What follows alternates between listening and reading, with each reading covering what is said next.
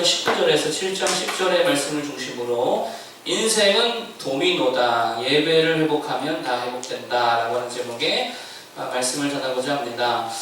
우리 신앙생활이든 세상에서의 삶에는 공통된 특징이 있습니다. 그게 뭐냐면 핵심을 파악할 줄 아는 자가 성공하더라 라고 하는 거예요. 그러니까 핵심 파악이 되게 중요하죠.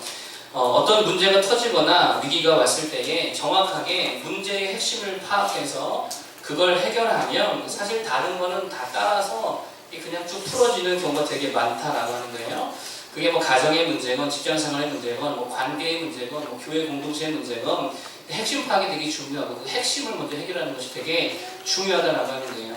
그러니까 사실은 되게 복잡하게 보이는 일들도 핵심을 잘 간파해서 그것만 수정하고 조정하고 해결하면 사실 되게 쉽게 풀려버리는 일들이 많다라고 하는 것입니다. 한 청년이 있었는데 맨날 힘들어하고 맨날 예민하고요.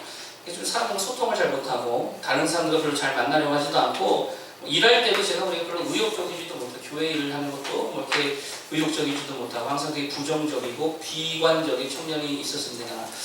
제가 청년부 때 일이에요. 그런데 어느 날 보니까 갑자기 얘가 긍정적으로 바뀌고 웃음이 넘치고 의욕적이고 사람들 만나는 것도 두려워하지 않고 저랑 얘기하는 거 별로 안 좋아했던 자매였거든요. 근데 되게 저한테도 진상아 이러면서 되게 변하더라고요. 그래서 저는 이 친구가 예수님을 만났나 해서 봤는데 예수님을 만난 게 아니라 알고 봤더니 얼굴에 성형수술을 한 거예요. 그리고 몸은 다이어트를 해가지고요.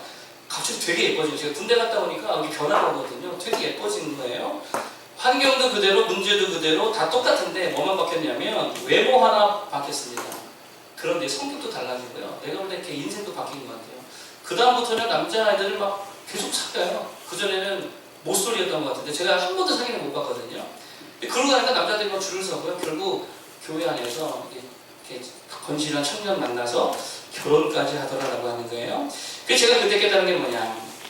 여자들에게는 성형도 하나의 치료가 될 수 있겠구나. 이런 것들을 제가 깨달은 적이 있습니다.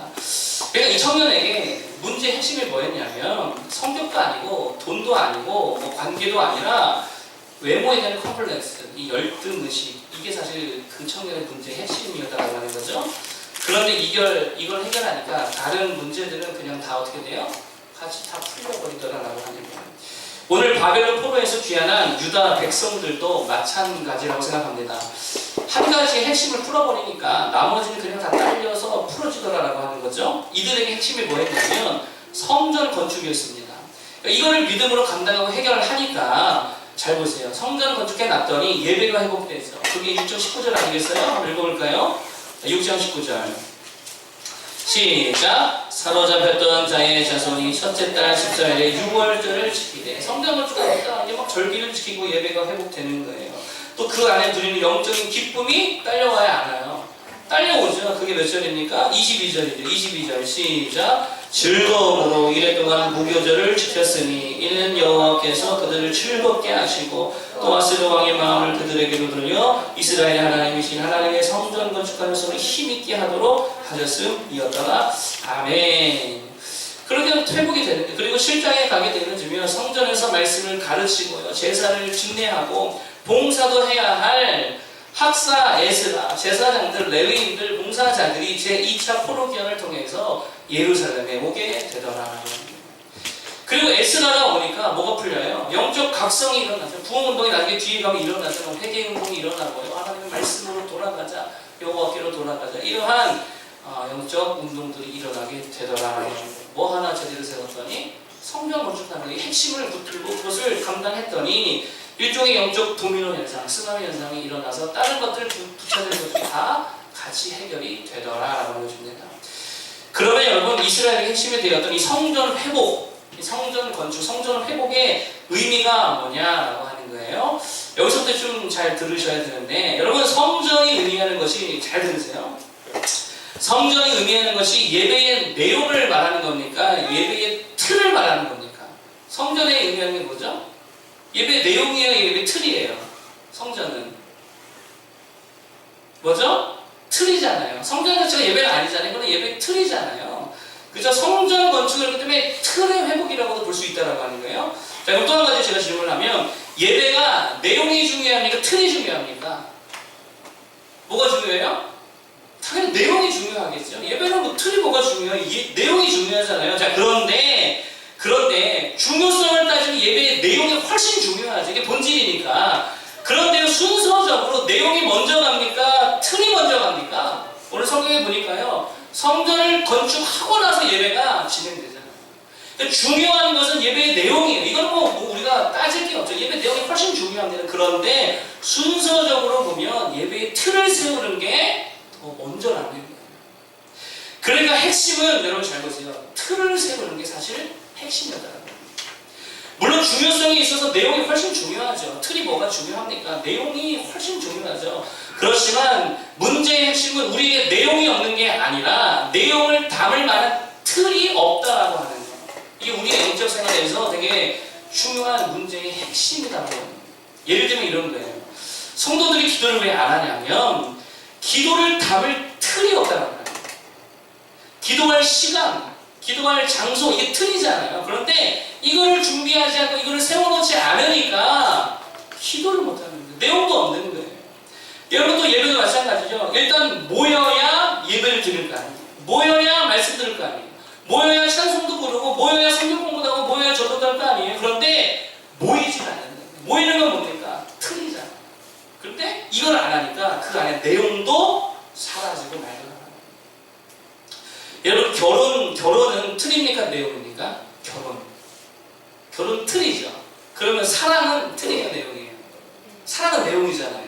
자, 그런데 잘 보면 결혼이라는 틀 때문에 이 틀이 있음으로 인해서 사랑이 유지되는 경우가 있어요? 없어요? 있어요. 그런데 결혼이라고 하는 틀마저 없으면 사랑이라고 하는 내용이 쉽게 소멸되어지고 쉽게 사라지 안 사라져요? 이게 그렇게 된다는 거예요. 그러니까 사실 진짜 중요한 건 내용이긴 한데 그런데 우리 문제의 핵심은 뭐냐면 틀이 없기 때문에 내용을 못 담고 있다라고 하는 게 이게 문제라는 거예요. 율법은 틀이죠. 그리고 하나님과의 관계는 내용이잖아요. 그런데 율법을 잃어버리면 내용도 어떻게 돼요? 상실되는 거예요. 그래서 하나님이 주신 율법도 지켜야 되는 거예요. 따라서 우리들이 정말 우선적으로 해결하고 수정하고 세워야 할 게 뭐냐면 이 믿음의 틀을 잘 세워야 된다는 거예요. 어제 제가 이제 서울에 처음 사역했었던 청년으로 있다가 처음 전도사로 나아갔었던 그 교회 청년들이 인사차 와가지고요. 함께 저녁을 먹고 한 2시간 이렇게 교제하면서 이런저런 이야기를 나눴어요. 근데 가만 보니까 이 친구들이 좀 이렇게 제가 나온 이후 교육제가 계속 이제 없었는데 이 친구들이 좀 기도와 예배에 대해서 좀 편향된 생각을 가지고 있다라고 하는 거예요. 그게 뭐냐면 한 친구가 이렇게 말하더라고요. 그냥 살아가는 것 자체가 예배니까, 여러분 이런 얘기 많이 들어봤을 거예요. 그냥 살아가는 것 자체가 예배니까 또 그 자체가 하나님과 동행이니까 직장 생활하면서 또 사람 만나면서 순간순간 기도하고 그때그때 말씀 생각하면 이게 예배고 이게 기도이지 않나요? 이렇게 생각하고 있더라고요. 그래서 사실은 기도한다는 게 안 한다는 거예요. 그 얘기를 잘 들어보세요. 기도한다는 게 안 한다는 거예요. 안 한다는 거죠. 예배한다는 게 안 한다는 거예요. 안 한다는 거예요. 무슨 직장 생활 다니면서 이게 예배라고 해서 예배 안 하는 거죠. 여러분 이들의 문제가 뭐예요? 틀에 대한 형식에 대한 의식이 없다는 거예요.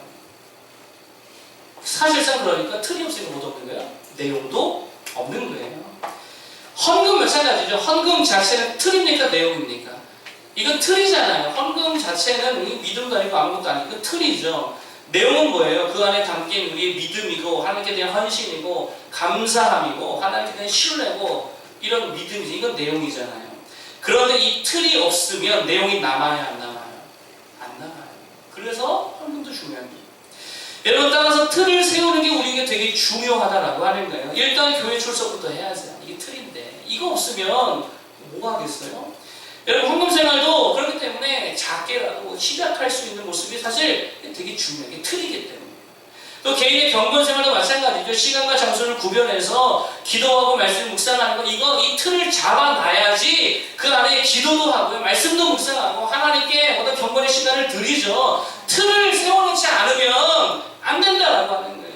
그런 의미에서 교회 건물도 사실 중요합니다. 사치를 부릴 필요는 없지만 예배 처소 우리가 모이는 장소이고 사역하는 틀이기 때문에 이 처소가 중요해요, 안 중요해요? 중요하세요. 이런 틀들을 일단 세우는 게 우리의 신앙에 굉장히 중요한 핵심이 될 수 있다는 거예요. 그러면 내용은 사실 따라와요. 틀을 준비하면 하나님의 내용을 부어주신 줄로 믿습니다. 제가 교회 개척을 하면서 느낀 게 바로 그런 거였어요. 초기에 개척을 하고 한 1년 동안에 진짜 강하게 오는 유혹이 뭐였냐. 어차피 예배드릴 성도도 없는데 새벽기도 없앨까? 그 틀이잖아요. 예배 형식이라는.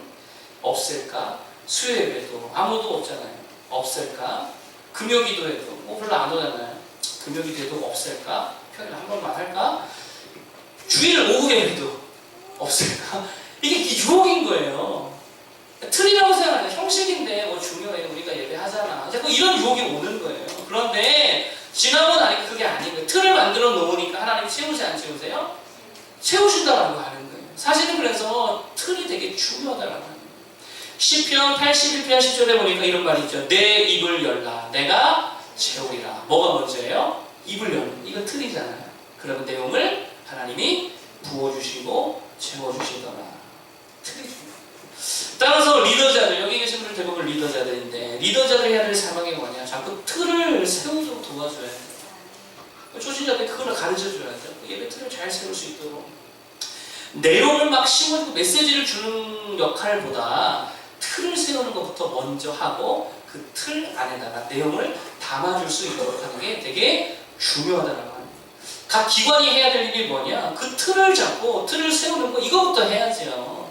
형식을 잘 지킬 수 있도록 그런 것들을 우리가 해야 될 줄 믿습니다. 한 달에 한 번 밥을 먹든지 한 달에 한 번 운동을 하든지 큐티를 하든지 전도를 하든지 하다못해 교회 청소를 하든지 뭔가 이런 틀을 세워놔야 나중에 그 틀 안에 내용이 채워진다는 거예요. 자, 그럼 오늘 두 번째 핵심이 뭐냐? 일단 틀을 잡았다. 그러면 틀을 잡고 난 이후에는 무조건 뭘 해야 되냐면요. 내용에 무조건 집중해야 된다는 거예요. 일단 틀을 잡아 놓은 다음에는요. 그때부터 틀이 중요한 게 아니죠. 일단 틀을 세우면 이걸 해놓은 거예요. 그때부터는 완전히 내용에 100% 집중해야 된다는 거예요. 그럼 내용은 뭡니까? 예배죠. 그렇죠? 성전 건축의 내용이 뭐예요? 예배인 거예요.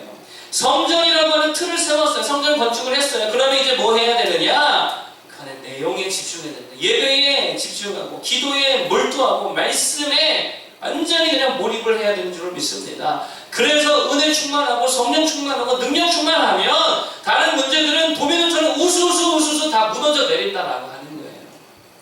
10절을 볼까요? 10절 7장 10절 자, 7장 10절을 한번 보겠습니다. 시작. 에스라가 여호와의 율법을 연구하여 준행하며 율례와 규례를 이스라엘에게 가르치기로 결심하였었더라. 아멘. 이게 무슨 말입니까? 이제 예루살렘 성전에 가서 지금 에스라가 예루살렘에 있지 않았잖아요. 근데 예루살렘 성전에 가서 이게 틀이 마련됐다는 거 아니겠어요? 그럼 이제 거기 가서 뭐 하겠다는 거예요? 말씀 가르치고 그들을 지도하고 사역하는 일에 집중하고 몰두하겠다라는 거예요. 성전을 세워줬으니까 이제 그건 틀을 잡았어. 오케이. 그럼 그 안에서 뭐 해야 되냐? 백성들에게 말씀 가르치고 율례를 가르치고 하나님 예배하는 것을 가르쳐야겠다라고 결심했다. 이게 뭐예요? 핵심의 내용이라는 거예요. 그러면 다른 문제들은 다 알아서 해결되고 무너지게 되더라라고 하는 것입니다.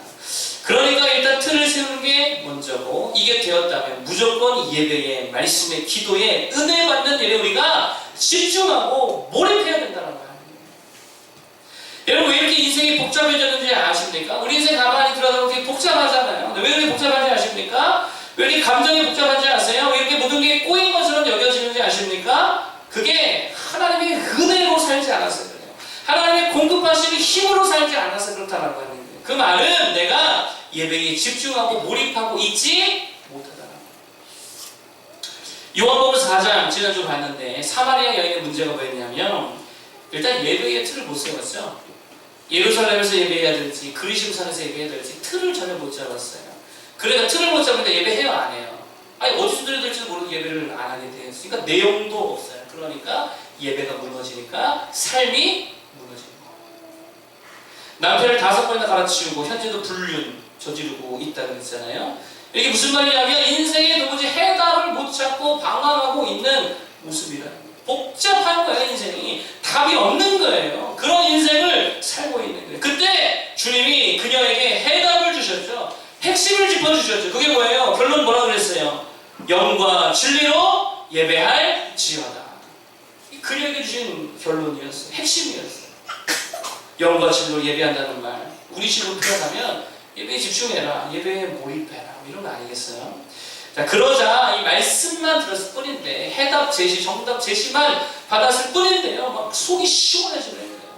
내가 그리스도를 만났다, 구원자를 만났다, 진리 안에 자유함을 누리게 되더라고요. 인생의 복잡한 문제나 그 주님의 한 방의 정답, 예배해! 그러면 인생 해결돼. 이 한 방에 다 풀려버리더라라는 거죠. 오늘 새벽에도 하나님의 인도하심으로 살아야 된다, 이런 말씀 드렸잖아요. 여러분, 그런데 그 시편 43편을 보면 하나님께서 우리를 인도하시는 곳이 어디냐 이렇게 표현해요. 한번 이거 좀 찾아보겠습니다. 시편 43편, 시편 43편 3절과 4절. 시편 43편 3절과 4절, 833페이지. 시편 몇 가에 오늘 찾고 이제 마실 거예요. 43편 3절과 4절 다 같이 읽어보겠습니다. 자, 내용에서부터 시작. 주의 빛과 주의 진리를 보내시어 나를 인도하시고 주의 거룩한 산과 주께서 계시는 곳에 이르게 하소서. 그런즉 내가 하나님의 제단에 나아가 나의 큰 기쁨의 하나님께 이르리이다. 하나님이여 나의 하나님이여 내가 수금으로 주를 찬양하리이다. 아멘. 인도하시는데, 빛과 진리로 나를 인도하시는데 어디로 인도하신대요? 주의 거룩한 산과 주께서 계시는 곳. 그래서 내가 어디에 이른대요? 하나님의 제단에 나아가 큰 기쁨의 하나님께 이르리이다. 어디로 인도한다는 거예요? 예배 자리죠. 그렇죠? 그래서 거기 가서 뭐 한대요? 4절에 보니까 나의 하나님은 내가 수금으로 주님을 찬양하리이다. 하나님 우리를 인도하시는데 어디로 인도하시냐면 예배의 자리로 인도하신다라고 하는 거예요. 여러분, 하나님께서 이 거룩한 산 주께서 계신 하나님의 제단을 인도하시고 나는 그곳에서 예배한다라고 하는 거예요. 하나님이 예배의 자리로 우리를 인도하십니다. 왜냐? 거기서 예수님 만나고 거기서 은혜 받고 거기서 능력 받으면 그 사람들도 문제 풀어져 안 풀어져요? 풀어져요. 도미노 무너지면 다 무너지는 거예요. 그래서 이번에 시편 121편 가볼게요. 121편. 자, 121편. 여기 이제 몇 군데 찾아보고 마치겠습니다. 시편 121편 1절 2절 잘 아는 말씀인데 한번 읽어볼까요? 1절 2절. 시편 121편 1절 2절. 시작. 내가 산을 향하여 눈을 들리라. 나의 도움이 어디서 올까? 나의 도움은 천지를 지으신 여호와에게서로라. 아멘. 여러분, 지금 나의 도움이 누구한테 온다 그래요? 여호와 하나님께 온다 그래요. 자, 그런데요, 이 시편의 표제가 뭔지 아세요? 시편의 표제, 파란 글자 뭐라고 쓰여 있었어요? 그 위에 성전에 올라가는 거예요. 성전에 올라가면서 부르는 노래인데, 그러니까 예배하러 가면서 부르는 노래잖아요. 근데 뭐라 그래요? 내가 산을 향하여, 이 산은 예루살렘 성전을 말하는 게, 내가 그 성전을 바라보면서 좀 노래하는 거예요. 나의 도움이 어디서 올까? 자기가 자문자답하고 있죠. 나의 도움은 천지를 지으신 여호와에게로다. 이게 무슨 말이죠? 예배하는 자들에게 하나님의 도우심이 나타나더라 라고 하는 거예요. 성전에 올라가서 그것을 바라보며 고백하고 있는 거예요. 시편 122편, 이것도 성전에 올라가며 부르는 노래잖아요. 여기도 6절 한번 볼까요? 시편 122편, 성전에 예배하러 가면서 유다 백성들이 뭐라고 노래를 불렀냐? 6절 시작. 예루살렘을 위하여 평안을 구하라. 예루살렘을 사랑하는 자는 형통하리로다. 예루살렘을 사랑한다는 말이 무슨 말입니까? 도시를 사랑한단 말이에요? 아니죠. 예루살렘에 뭐가 있어요? 성전이고 그 예배가 있잖아요. 예루살렘을 사랑한다는 말은 하나님께 예배하기를 기뻐하고 사랑한다는 말이잖아요. 그런 자는 어떻대요? 형통하리로다. 문제 핵심이 뭐다? 예배라는 거예요. 예배. 123편도 볼까요? 이것도 성전에 올라가면 부른 노래잖아요. 123편 3절만 보겠습니다. 3절 1절과 3절 1절부터 시작. 하늘에 계시는 주여 내가 눈을 들어 주께 향하나이다. 예배하러 간다는 말이잖아요. 3절 그럴 때 어떻게 주신다고요? 시작. 여호와여 우리에게 은혜를 베푸시고 또 은혜를 베푸소서. 심한 멸시가 우리에게 넘치나이다. 아멘. 예배하는 자들에게 은혜를 주시되 은혜를 주시고 또 주시더라 라고 하는 것입니다. 말씀을 맺고자 합니다. 여러분, 인생의 복잡한 문제의 핵심이 뭐냐? 예배를 회복하라는 거예요. 예배를 회복해라. 그리고 예배를 회복하려면 일단 우리의 삶의 예배의 틀이 회복돼야 되는 거예요. 예배 시간이 회복돼야 되고요. 예배 초소가 회복돼야 되고요. 시간을 좀 드리고 장소를 구별해야 된다라고 하는 거예요. 그리고 나서는 틀을 세워서 뭐라 그랬어요? 예배에 집중하고 몰입해야지. 그러면 예배를 통해 돕는 은혜가 임하시고 강력한 도우심이 하나님께로부터 우리에게 임하게 된 줄로 믿습니다. 그러면 인간사 복잡한 문제 다 풀어질 줄로 믿습니다. 강력한 그 주님의 권능 앞에 다 녹아내리더라라고 하는 거예요. 핵심은 뭐다? 예배다. 먼저 틀을 세우고 집중하여 몰입하는 예배자를 다 될 수 있기를 축복합니다. 우리들의 찬양 237장 찬양하고요.